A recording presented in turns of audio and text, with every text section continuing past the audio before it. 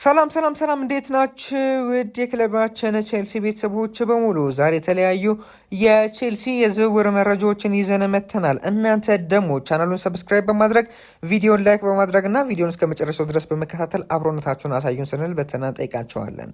ወደ መረጃዎቻችን እናምራ። የመጀመሪያ መረጃችን የሚሆነው አሌሃንድሮ ጋርናቾ ነው።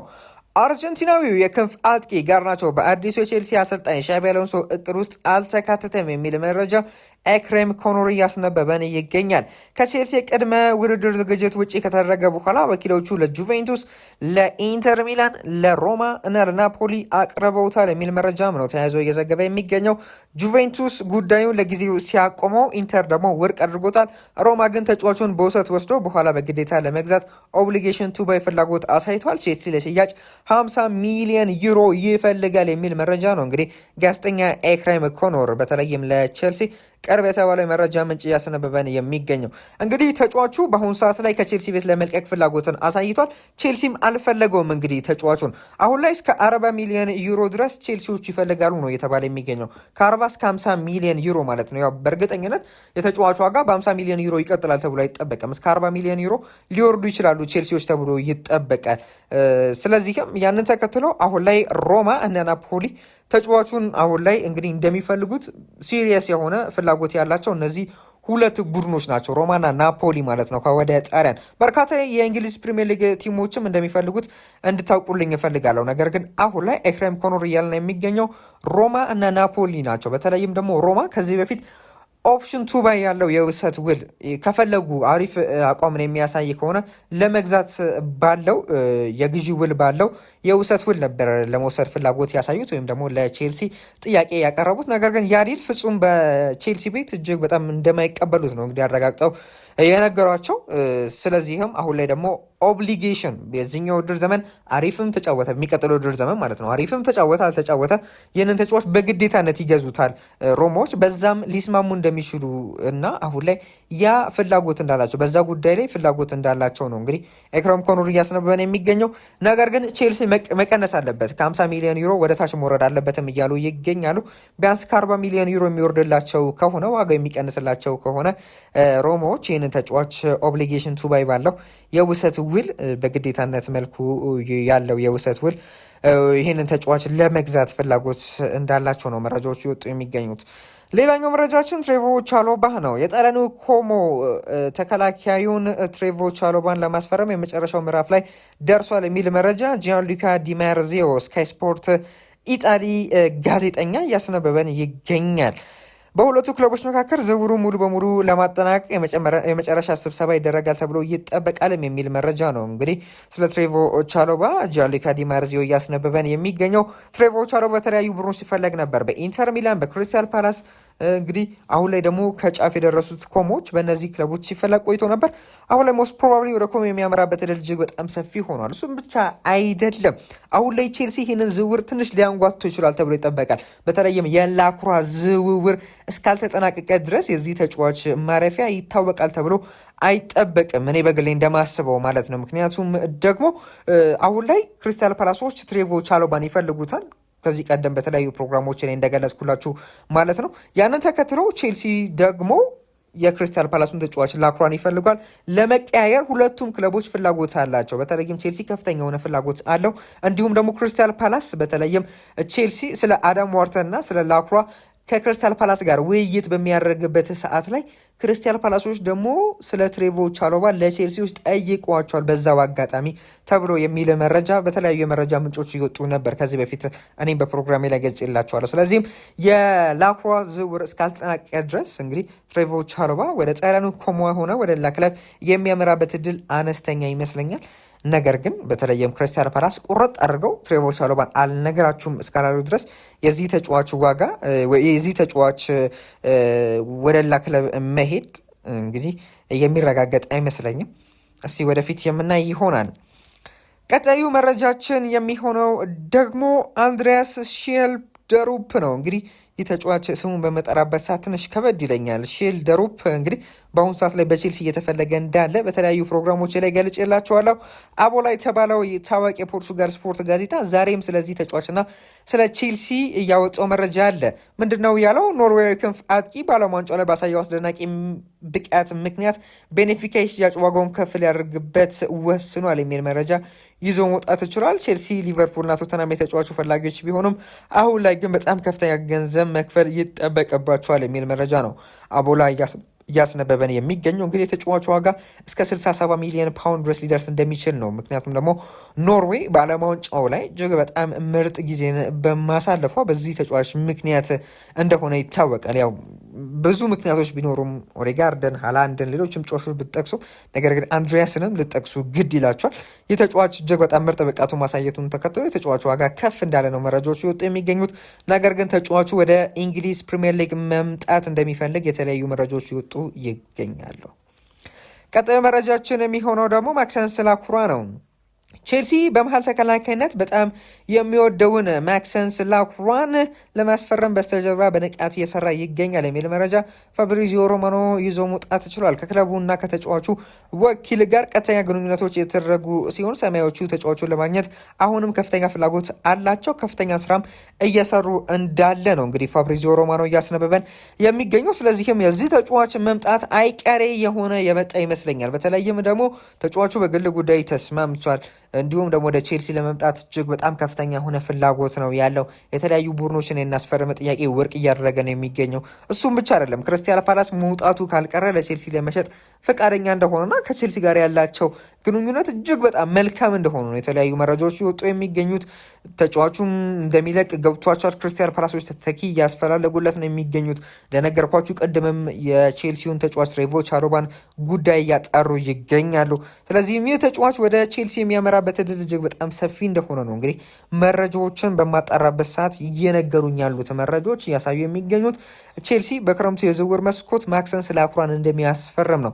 ነገር ግን ትንሽ ሊጓተት ይችላል። ነገር ግን ከጊዜ በኋላ የተጫዋች ወደ ቼልሲ የመምጣቱ ጉዳይ እውን የሚሆን ይመስለኛል። እናንተስ ምን ታስባላችሁ? በኮሜንት ላይ ብታሳውቁኝ እጅግ ደስ ይለኛል። ቀጣዩ መረጃችን የሚሆነው ፔፕ ቻቫሪያ ነው።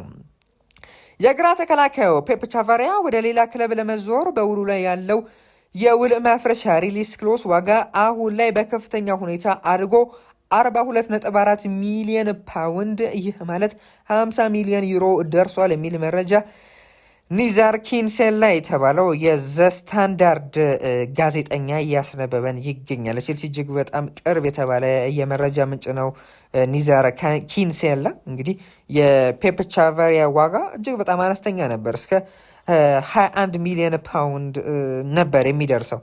ነገር ግን አሁን ላይ የተጫዋቹ ዋጋ እንግዲህ በሚያስገርም ሁኔታ 42 ሚሊዮን ፓውንድ ውል ማፍረሻው ደርሷል። ከዚህ በፊት እንደነገርኳችሁ እስከ 21 ሚሊዮን ፓውንድ ነበረ። ነገር ግን ያ ቆሟል ማለት ነው። ያ ነገር የሚሆንበት እድል አሁን ዜሮ ሆኗል። እንግዲህ የሪያል ቫልካኖ ተከላካይ ቻቫሪያ ለመሸጥ አዲሱ የ42.4 የሚሊዮን ፓውንድ ውል ማፍረሻው ካልተከፈለ በስተቀር ምንም መንገድ እንደማይሆን ለቼልሲ በይፋ ተነግሯል ነው እየተባለ የሚገኛል።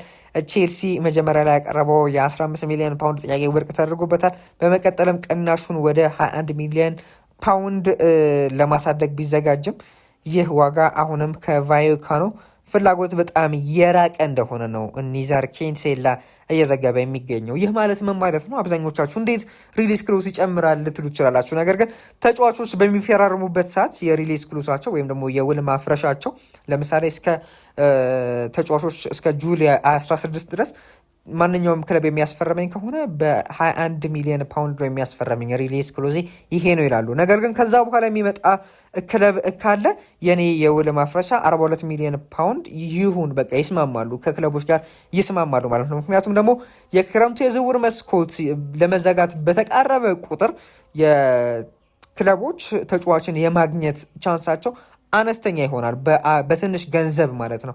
ስለዚህም ዋጋቸውን ይጨምራሉ። ከዛ እነሱ ከተሸጡ በኋላ ከእነሱ ያገኙትን ገንዘብ ሌሎች ተጫዋቾችን ያስፈርሙበታል ማለት ነው። ብዙ ሚሊዮን ፓውንዶችን ፈሰስ አድርገው የፈለጉትን ተጫዋች መርጦ ያስፈርማሉ። ነገር ግን የክረምቱ የዝውውር መስኮት ሊጠጋ ተቃርቦ ከእንደገና ደግሞ በአነስተኛ ገንዘብ የሚሸጡ ከሆነ ተተኪ ተጫዋች ለማስፈረም እጅግ በጣም ይቸገራሉ። በዚህ ምክንያት እንደዚህ አይነት ውሎችን ከተጫዋቹ ጋር ይፈራረማሉ ማለት ነው፣ በውሉ ላይ ያካታሉ። እንግዲህ ቼልሲዎች በ21 ሚሊዮን ፓውንድ ማስፈረም የሚችሉትን ይህንን የተመላላሽ ተከላካይ ተጫዋች የኩሬላ ተተኪ ይሆናል የተባለው የስፔናዊ ፔፕ ቻቫሪያ አሁን ላይ እንግዲህ ከ1.2 ሚሊዮን ፓውንድ የውል ማፍረሻ እንግዲህ ቀኑ በማለፉ ምክንያት ወደ 42 ሚሊዮን ፓውንድ እንደደረሰ ነው እንግዲህ መረጃዎች እየጠቆሙ የሚገኙት።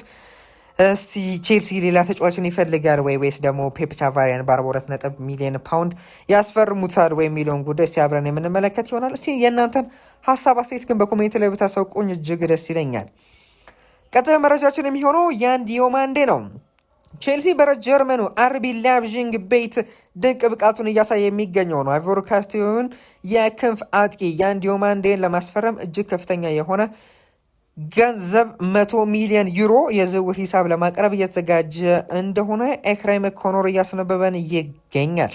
እንግዲህ ያን ዲዮማንዴ በሊቨርፑልና በቼልሲ እንዲሁም በአርሰናል እየተፈለገ ይገኛል። አርቢ ላይፕዚጎች ደግሞ እስከ 120 ሚሊዮን ዩሮ ድረስ እንደሚፈልጉ መረጃዎች ይወጡ ይገኛሉ። ቼልሲዎች ደግሞ 100 ሚሊዮን ዩሮ ለማቅረብ ዝግጁ ሆነዋል፣ እየተዘጋጁ ነው የሚል መረጃ ኤክራይም ኮኖር እያስነበበን ይገኛል። ቀጣዩ መረጃችን የሚሆነው ደግሞ አንጀሎ ስቲለር ነው። አዲሱ የቼልሲ አሰልጣኝ ሻቢ አሎንሶ ጠንካራ የመሃል ሜዳ ተከላካይ ወይም ደግሞ የተከላካይ አማካኝ ፍላጎት ስላላቸው የጀርመኑ ስቱትጋርት አማካኝ አንጀሎ ስቲለር በራራቻቸው ውስጥ ገብቷል የሚል መረጃ ነው እየወጣ የሚገኘው። በኮንትራቱ ላይ የነበረው የ40 ሚሊዮን ዩሮ ውል ማፍረሻ ረቡዕ ዕለት ስላበቃ አሁን ዝውውሩ የሚሳካው ስቱትጋርት በአዲስ ዋጋ ለመደራገር ፈቃደኛ ከሆነ ብቻ እንደሆነም ነው እንግዲህ ኤክራይም ኮኖር እያስነበበን የሚገኘው። አንጀሎ ስቲለር እንግዲህ እንደነገርኳችሁ ቅድምም እንደ ፔፕ ቻቫሪያ የፔፕ ቻቫሪያ ክለብ ሪያል ቫልካኖ አሁን ላይ 42.4 ሚሊዮን ፓውንድ ነው እንግዲህ የፈለጉት ውል ማፍረሻው ይሄ ነው እያሉ ይገኛሉ። ነገር ግን አንጀሎ ስቲለር ደግሞ በሚፈራረምበት ሰዓት ላይ እስከ ረቡዕ ዕለት ድረስ የተጫዋቹ ዋጋ እስከ ትላንትናው ዕለት ማለት ነው የተጫዋቹ ውል ማፍረሻ 40 ሚሊዮን ዩሮ ይሆናል። ከዛም በኋላ ደግሞ እኛ በፈቀድነው ነው የሚሆነው ነው የተባባሉት በኮንትራክት ላይ ማለት ነው። ስለዚህም አሁን ላይ እንግዲህ ከፈለጉ ነው የሚሸጡት፣ ከፈለጉ ነው ውል ማፍረሻውን እንደፈለጉ ነው የሚያደርጉት። በስቱትጋርት እጅ ሆኗል ማለት ነው የተጫዋቹ መውጣት መልቀቅ፣ እንዲሁም ደግሞ ክለቦች የሚከፍሉትም ዋጋ በአንጀሎ ስቲለር ክለብ በጀርመኑ ስቱትጋርት ስር ማለት ነው። እንግዲህ ይህ ተጫዋች በአሁኑ ሰዓት ላይ በቼልሲ ብቻ አይደለም እየተፈለገም እንዳለ መረጃዎች ይወጡ የሚገኙት፣ በማንቸስተር ዩናይትድም እየተፈለገ እንዳለ መረጃዎች የጠቁሙ ይገኛሉ። ቼልሲዎችም ከፍተኛ የሆነ ፍላጎት አላቸው። ያው ምንም እንኳን ይፋዊ የሆነ ጥያቄን ባያቀርቡም ነገር ግን ከፍተኛ ፍላጎት አላቸው። በተለይም ደግሞ ባየር ሊቨርኩሰን እያለ ራሱ በጥብቅ ሲፈልገው የነበረ ተጫዋች ነበረ አንጀሎ ስቲለር ሻቢ አሎንሶ። አሁን ላይ ደግሞ በጣም ከፍተኛ የሆነ ትልቅ ክለብ ይዟል ሻቢ አሎንሶ። የፈለገውን ያህል ገንዘብ ማውጣት ይችላል። አሁን ላይ አንጀሎ ስቲለርን በጥብቅ የፈለገው ይገኛል። ጀርመናዊ ነው አንጀሎ ስቲለር እንግዲህ 25 ዓመት ላይ የሚገኘው ሜትር ከ83 ይረዝማል። በተከላካይ አማካይ በዲፌንሲቭ ሚድፊልደር፣ በማዕከላዊ አማካይ በሴንትራል ሚድፊልደር ቦታ ላይ የሚጫወት እጅግ በጣም አስገራሚ ተጫዋች ነው። በባለፈው የውድድር ዘመን 44 ጨዋታዎችን ማድረግ ችሏል። 5 ጎልና 10 አሲስት ማድረግ ችሏል።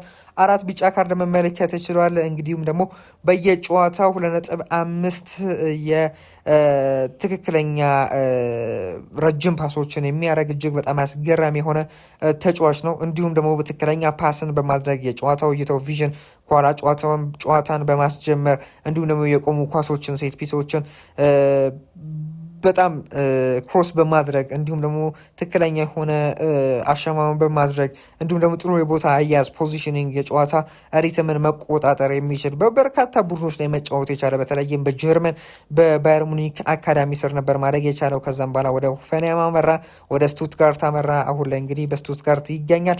እጅግ በጣም አስገራሚ ተጫዋች ነው። እንግዲህ በቼልሲ በጥብቅ የተፈለገ ያለ የመሀል ሜዳ ተጫዋች ነው ማለት እንችላለን አንጀሎ ስቲለር። ቀጣዩ መረጃዎችን የሚሆነው ደግሞ መሐመድ ሳላ ነው። በአሁኑ ሰዓት በሳላ እና በቼልሲ መካከል ምንም አይነት ይፋዊ ግንኙነት የለም። ነገር ግን ሳላ ለቅርብ ጓደኞቹ እንደተናገረው ቼልሲ ጥያቄ ካቀረበለት ወደ ቀድሞ ክለቡ ለመመለስ ፍላጎት አለው። በእንግሊዝ ፕሪምየር ሊግ ውስጥ ከሊቨርፑል ውጭ ሊቀላቀለው የሚችለው ብቸኛ ክለብ ቼልሲ ብቻ እንደሆነም ገልጿል የሚል መረጃ ኦን ታይም ስፖርትስ የተባለው ታዋቂ የግብፅ የስፖርት የቴሌቪዥን ጣቢያ ጋዜጣ እያስነበቡን ይገኛሉ። እንግዲህ በበርካቶቻችን ዘንድ የሚታወቅ የመረጃ ምንጭ ነው። እንግዲህ ኦን ታይም ስፖርትስ እንግዲህ ቼልሲ አሁን ላይ ፍላጎት እንዳለው ባይገልጽም ነገር ግን መሐመድ ሳላ በተለይም በፕሪሚየር ሊግ የትኛውም ክለብ ቢያቀርብለት ውድቅ ያደርጋል። ነገር ግን ወደ ቼልሲ የሚያመራበት እድል ሊኖር ይችላል፣ የቼልሲ ጥያቄ ሊቀበል ይችላል የሚል መረጃ ነው የወጣ የሚገኘው። ቼልሲዎች ይህንን ጉዳይ ከሰሙ በኋላ እንግዲህ ለማስፈረም ጥረት ያደርጋሉ ወይ አብረን የምንመለከት ይሆናል። ነገር ግን መሐመድ ሳላ ለማስፈረም ቼልሲ ብቻ አይደለም የሚፈልገው፣ በርካታ የፕሪሚየር ሊግ ቲሞች ይፈልጋሉ። ነገር ግን እስካሁን ድረስ ምንም አይነት ይፋዊ ጥያቄ ለተጫዋቹ አላቀረቡለትም። ከእንደገና ደግሞ ከወደ ሳውዲ አረቢያ በርካታ ፈላጊዎች ነው ያሉት። ሞስት ፕሮባብሊ ወደ ሳውዲ አረቢያ ያመራል ተብሎ ነው የሚጠበቀው። ምክንያቱም ደግሞ ረብጣ ሚሊዮን ፓውንዶችን እንግዲህ ያቀረቡለት ይገኛሉ ለተጫዋቹ መሐመድ ሳላ። እንግዲህ ወደ ቼልሲ የሚመጣበት እድል አለ። ነገር ግን እስካሁን ድረስ ምንም አይነት የተረጋገጠ ነገር የለም። እናንተስ ግን ምን ሀሳብ አስተያየት አላችሁ ስለ መሐመድ ሳላ? እስቲ በኮሜንት ላይ ብታሳውቁኝ እጅግ ደስ ይለኛል። ቀጣይ መረጃችን የሚሆነው ደግሞ እንግዲህ ማኑ ኮኔ ነው። ኮሪዮሬ ዴሎ ስፖርት የተባለው ታዋቂ የስፖርት የጣሊያን ጋዜጣ ምንድን ነው እያለው ቼልሲ በዓለም ዋንጫው ከፈረንሳይ ብሔራዊ ቡድን ጋር ድብቅ ብቃቱን ያሳየው የሮማውን አማካይ ማኑ ኮኔን የማስፈረም ፍላጎቱን በድጋሚ አድሷል። ሰማያዎቹ ይህንን የ25 ዓመት አማካይ ለማስፈረም የሚንቀሳቀሱት ኤንዞ ፈርናንዴዝ ወደ ሪያል ማድሪድ አሊያም ወደ ሌላ ክለብ የሚሄድ ከሆነ ብቻ ነው። ሮማ ድርድሩን ለመጀመር ቢያንስ 50 ሚሊዮን ዩሮ ይፈልጋል የሚል መረጃም ነው እየወጣ የሚገኘው። እንግዲህ ቼልሲ ይህንን ተጫዋች ይፈልጋል። ቼልሲ ብቻ አይደለም፣ ማንቸስተር ዩናይትድ፣ አርሰናል ይህንን ተጫዋች ይፈልጋል። ሮሞች ደግሞ 50 ሚሊዮን ዩሮ እየጠየቁ ይገኛሉ። ለዛሬ ያዝላችሁ ፕሮግራም ይህን ይመስል ነበር። እስከ መጨረሻው ድረስ ተከታተላችሁ ላይክ እና ሰብስክራይብ ታደርጉ እንጂ ጋር እናመሰግናለን። መልካም ጊዜ